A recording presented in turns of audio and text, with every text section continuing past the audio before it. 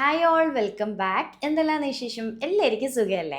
അപ്പോൾ ഇന്നത്തേത് ഈ ഒരു ഐറ്റം കണ്ടപ്പോൾ നിങ്ങൾക്ക് മനസ്സിലായിട്ടുണ്ടോ എന്താണെന്നുള്ളത്? ഇത് നമ്മുടെ തലശ്ശേരിക്കാരുടെ നമ്മുടെ നാട്ടിൽ അയക്കൂറ എന്നാണ് ഇതിന് പറയുക. നിങ്ങളുടെ നാട്ടിൽ എന്താ പറയുക എന്നുള്ളതൊന്ന് കമൻറ്റ് ചെയ്യണേ.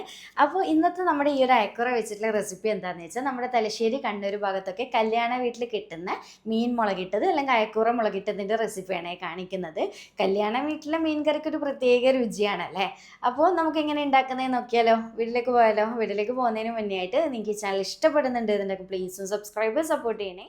നമ്മുടെ കല്യാണ വീട്ടിൽ മീൻ കറി ഉണ്ടാക്കാൻ വേണ്ടിയിട്ട് ഞാനിതാ 3/4 കിലോഗ്രാം അയക്കൂറയാണ് എടുത്തിട്ടുണ്ടായത്. നിങ്ങൾക്ക് ഈ ഒരു കറി ഏത് ടൈപ്പ് കഷ്ണം മീൻ വെച്ചിട്ടൊക്കെ ചെയ്യട്ടെ, നിങ്ങളുടെ ഇഷ്ടത്തിനനുസരിച്ച് ചെയ്താൽ മതിയേ.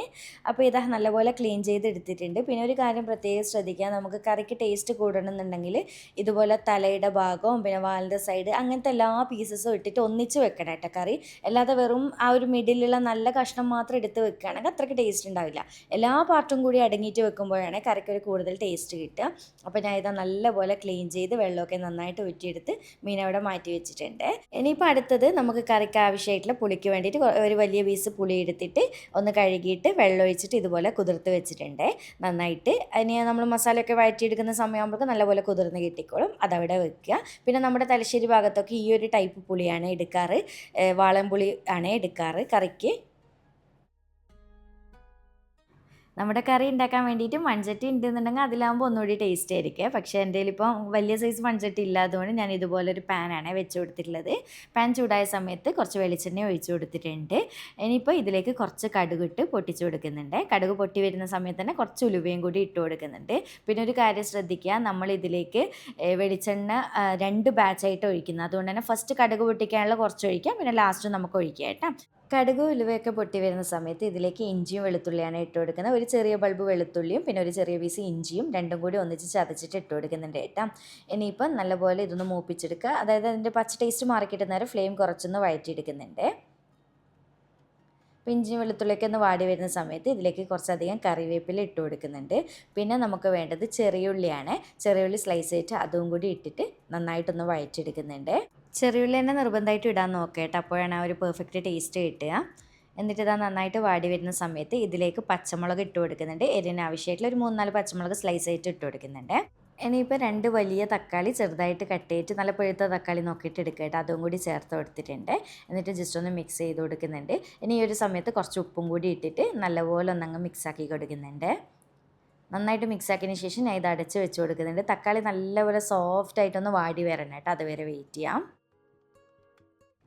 ഇനിയിപ്പോൾ ഇതാ നമ്മുടെ തക്കാളി നോക്കി അത്യാവശ്യം നന്നായിട്ട് വാടി വന്നിട്ടുണ്ട്, നല്ല സോഫ്റ്റ് ആയിട്ടുണ്ട്. ഇനി ഫ്ലെയിം അവിടെ നന്നായിട്ട് കുറച്ച് വെക്കാം. ഇനിയിപ്പോൾ ഇതിലേക്കുള്ള പൊടികൾ ചേർത്ത് കൊടുക്കാം. ആദ്യം തന്നെ 1/4 ടീസ്പൂൺ മഞ്ഞൾപ്പൊടി ഇട്ട് കൊടുക്കുന്നുണ്ട്.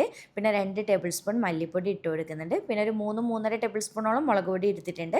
അത് നമ്മുടെ എരിവും കളറൊക്കെ നോക്കിയിട്ട് ഇട്ട് കൊടുക്കുക കേട്ടോ. എൻ്റെതിപ്പം കാശ്മീരി നോർമലും മിക്സ് ആയിട്ടുള്ള പൊടിയാണ് ഞാൻ എടുത്തിട്ടില്ല, അതുകൊണ്ടാണ് ഇത്ര ചേർത്തിട്ടുണ്ടായത്. ഇനിയിപ്പോൾ പൊടികളിട്ട് ഫ്ലെയിം നന്നായിട്ട് കുറച്ച് വെച്ച് നന്നായിട്ടൊന്ന് മൂപ്പിച്ചെടുക്കുക. അതായത് അതിൻ്റെ പച്ച ടേസ്റ്റ് മൊത്തത്തിലൊന്ന് മാറിക്കിട്ടണം, അപ്പോഴാണ് കറിക്ക് നല്ല ടേസ്റ്റ് ഉണ്ടാവുക. അതൊന്ന് പ്രത്യേകം ശ്രദ്ധിക്കട്ടെ. നല്ലപോലെ ഇതുപോലെ കണ്ടിന്യൂസ് ആയിട്ട് മിക്സ് ചെയ്ത് മൂപ്പിച്ചെടുക്കാം. പിന്നെ ഒരു ടിപ്പും കൂടി പറഞ്ഞുതരാം, ഇതിൻ്റെ കൂട്ടത്തിൽ ഒരു നുള്ള് കായപ്പൊടിയുടെ ടേസ്റ്റ് ഇഷ്ടമാണെങ്കിൽ ഒരു നുള്ള് ചേർത്ത് കൊടുക്കുക കേട്ടോ, ഒരു ടേസ്റ്റിന് വേണ്ടിയിട്ട്. കായപ്പൊടി ഒട്ടും തന്നെ നിർബന്ധമില്ല കേട്ടോ, അതുകൊണ്ടാണ് ഞാൻ ഇട്ട് കാണിക്കാതെ. ചില കല്യാണ വീട്ടിൽ നിന്ന് ഇടാറുണ്ട്, ചിലവർ ഇടാറില്ല. ഇടുന്നുണ്ടെങ്കിൽ തന്നെ ഒട്ടും തന്നെ കൂടരുത് കേട്ടോ, ഒരു നുള്ളു മാത്രമേ ഇടാൻ പാടുള്ളൂ. കൂടിക്കഴിഞ്ഞാൽ നമ്മുടെ കറി ആകപ്പാടെ കോളാവും, അത് പ്രത്യേകം ഒന്ന് ശ്രദ്ധിക്കണേ. അങ്ങനെ ഇതാ പൊടിയൊക്കെ നന്നായിട്ട് മൂത്ത് വന്നതിന് ശേഷം ആ ഒരു പച്ച ടേസ്റ്റ് മൊത്തത്തിൽ മാറിയെന്ന് ഉറപ്പായതിന് ശേഷം നമ്മൾ ഫസ്റ്റ് കുതിർത്ത് വെച്ചിട്ടുള്ള പുളിയില്ല, അത് നന്നായിട്ട് 2-3 തവണയായിട്ട് പീനെടുത്തിട്ട് വെള്ളം എടുത്തിട്ടാണ് ഒഴിച്ചു കൊടുക്കുന്നത്. പീനിട്ട് പുളി കളഞ്ഞിട്ട് വെള്ളമായിട്ട് ഒഴിച്ചു കൊടുത്തിട്ടുണ്ട്. എന്നിട്ട് നന്നായിട്ട് അങ്ങ് മിക്സ് ചെയ്ത് കൊടുക്കുക. പുളി ചെക്കിയിട്ട് വേണമെന്നുണ്ടെങ്കിൽ ഒഴിച്ചു കൊടുക്കുക കേട്ടോ. അപ്പോൾ 2-3 തവണയായിട്ട് പീഞ്ഞ് ഒഴിക്കുക കേട്ടോ, അപ്പോൾ നന്നായിട്ട് പുളി വന്നോളും. ഇത്രയേ ഉള്ളൂ, നല്ലപോലെ മിക്സ് ആയിട്ടുണ്ട്. ഇനിയിപ്പോൾ ഇതിലേക്ക് നമുക്ക് ഗ്രേവിക്ക് ആവശ്യമായിട്ടുള്ള ചൂടുവെള്ളമാണ് ഒഴിച്ചു കൊടുക്കുന്നത്. തിളച്ച വെള്ളം കൂടി ഒഴിച്ചു കൊടുക്കുന്നുണ്ട്. എന്നിട്ട് ഇത് നല്ലപോലെ ഈ ഒരു രീതിയിൽ അങ്ങ് മിക്സാക്കി കൊടുക്കുന്നുണ്ട്. ഈ ഒരു സമയത്ത് ഉപ്പും പുളിയൊക്കെ ഒന്ന് ചെക്ക് ചെയ്ത് മീനിലേക്ക് വേണ്ടുന്ന ഉപ്പൊക്കെ ഇട്ട് കൊടുക്കുക കേട്ടോ നോക്കിയിട്ട്. ഇനിയിപ്പോൾ ഇതാ വെള്ളമൊക്കെ ഒന്ന് മൊത്തത്തിലൊന്ന് തിളച്ച് വന്നതിന് ശേഷം നമ്മൾ റെഡിയാക്കി വെച്ചിട്ടുള്ള ക്ലീൻ ചെയ്ത് വെച്ചിട്ടുള്ള മീൻ ഇട്ട് കൊടുത്ത് ലെവൽ ചെയ്ത് വെച്ച് കൊടുക്കുന്നുണ്ട്. അങ്ങനെ മീൻ മൊത്തത്തിൽ ലെവൽ ചെയ്ത് വെച്ച് എല്ലാ ഭാഗവും ഗ്രേവിയിലൊന്ന് ഡിപ്പ് ചെയ്ത് വെച്ച് കൊടുത്തിട്ടുണ്ട്. ഇത്രയേ ഉള്ളൂ. ഇനിയൊന്ന് മീൻ വേവുന്ന സമയം വരെ നമുക്ക് വെയിറ്റ് ചെയ്യാം കേട്ടോ. ഒരു 8 മുതൽ 10 മിനിറ്റ് വരെ മീൻ വേവാണ്ടുള്ളൂ, തലയൊക്കെ ഉണ്ടല്ലോ, അതുകൊണ്ട് തന്നെ ആ ഒരു സമയം കൊണ്ട് തന്നെ പെട്ടെന്ന് വെന്ത് കിട്ടിക്കോളും. അപ്പോൾ കറി നന്നായിട്ട് ഇതുപോലെ നല്ലപോലെ തിളച്ച് എല്ലാ ഭാഗത്തുനിന്നും നല്ല വെട്ടി തിളച്ച് വന്നാൽ മാത്രം ഇതുപോലെ അടച്ച് വെച്ച് കൊടുക്കുക. അടച്ച് വെക്കുന്ന സമയത്ത് പ്രത്യേക ഒരു കാര്യം ശ്രദ്ധിക്കാം, മൊത്തത്തിൽ ടൈറ്റ് ചെയ്ത് അടച്ച് വെക്കരുത്. മീൻ കറി ഇതുപോലെ ചെറിയൊരു ഗ്യാപ്പ് ഇട്ടിട്ട് തന്നെ, ഒരു ഭാഗം ഗ്യാപ്പ് ഇട്ടിട്ട് തന്നെ വേണം അടച്ച് വെച്ച് കൊടുക്കാൻ വേണ്ടിയിട്ട്. എങ്കിൽ അല്ലാതെ മൊത്തത്തിൽ ടൈറ്റ് ചെയ്ത് അടച്ച് വെക്കുമ്പോൾ ഓവർ ഈർപ്പമയം കൂടുതലായിട്ട് മീനിൽ മസാല പിടിക്കാതെ ഒരു ഫീൽ കാണാറുണ്ട്. അപ്പോൾ ആ ഒന്ന് പ്രത്യേകം ശ്രദ്ധിക്കാം. എന്നിട്ട് ഇതാ നല്ലപോലെ അടച്ച് വെച്ച് നന്നായിട്ട് തിളച്ച് ഏകദേശം ഒരു 8 മുതൽ 10 മിനിറ്റ് വരെ ഒന്ന് തിളപ്പിച്ചെടുക്കട്ടെ. ആ ഒരു സമയം കൊണ്ട് തന്നെ മീൻ വെന്ത് കിട്ടിക്കോളും. ഇത്രയേ ഉള്ളൂ. മീൻ വെന്ത് കഴിഞ്ഞാൽ പിന്നെ സ്പൂണിട്ട് കൂടുതലായിട്ട് ഇളക്കി ഇളക്കി കളിക്കേണ്ട ആവശ്യമൊന്നുമില്ല. കണ്ടില്ല, നന്നായിട്ട് ചെറുതായിട്ട് എല്ലാ ഭാഗത്തും എണ്ണയൊക്കെ തെളിഞ്ഞ് മീനൊക്കെ നോക്കി അത്യാവശ്യം നന്നായിട്ട് വെന്തും വന്നിട്ടുണ്ട്. ഇത്രയും മതി. ഇനിയിപ്പം ഫ്ലെയിം നന്നായിട്ട് കുറച്ച് വെക്കുക. ലാസ്റ്റ് ഒരു സീക്രട്ട് ഇൻഗ്രീഡിയൻ്റ് എന്ന് പറഞ്ഞാൽ ഒരു നല്ലൊരു ടിപ്പാണ് കേട്ടോ, കറിക്ക് കൂടുതൽ ടേസ്റ്റൊക്കെ കിട്ടാൻ വേണ്ടിയിട്ട്. നമ്മുടെ ഉലുവ ഒന്ന് നന്നായിട്ട് വറുത്ത്, അതായത് ചൂടാക്കിയിട്ട് നല്ലപോലെ മിക്സിയിൽ പൊടിച്ചെടുക്കുക. കുറച്ച് ഇതുപോലെ മുകളിൽ എല്ലാ ഭാഗത്തും വിതറിയിട്ട് കൊടുക്കുക കേട്ടോ. ഒരുപാട് കൂടണ്ട, എല്ലാ ഭാഗത്തും എത്തുന്ന രീതിയിൽ കുറച്ചങ്ങ് വിതറിയിട്ട് കൊടുക്കുക. എന്നിട്ട് കുറച്ചധികം തന്നെ കറിവേപ്പില മുകളിലിട്ട് കൊടുക്കുന്നുണ്ട്. അതിനുശേഷം നല്ല പച്ച വെളിച്ചെണ്ണയും കൂടി മുകളിൽ ഇതുപോലെ ഒന്ന് എല്ലാ ഭാഗത്തായിട്ട് ഒഴിച്ചു കൊടുക്കുന്നുണ്ട്. ഇത്രയും മതി. പെട്ടെന്ന് തന്നെ ഫ്ലെയിം ഓഫ് ചെയ്ത് കൊടുക്കുക. നമ്മുടെ കറി റെഡി ആയിട്ടുണ്ട്. ഇനി ഫ്ലെയിം ഓഫ് ചെയ്ത് നല്ലപോലെ അടച്ച് വെച്ച് കൊടുക്കുക.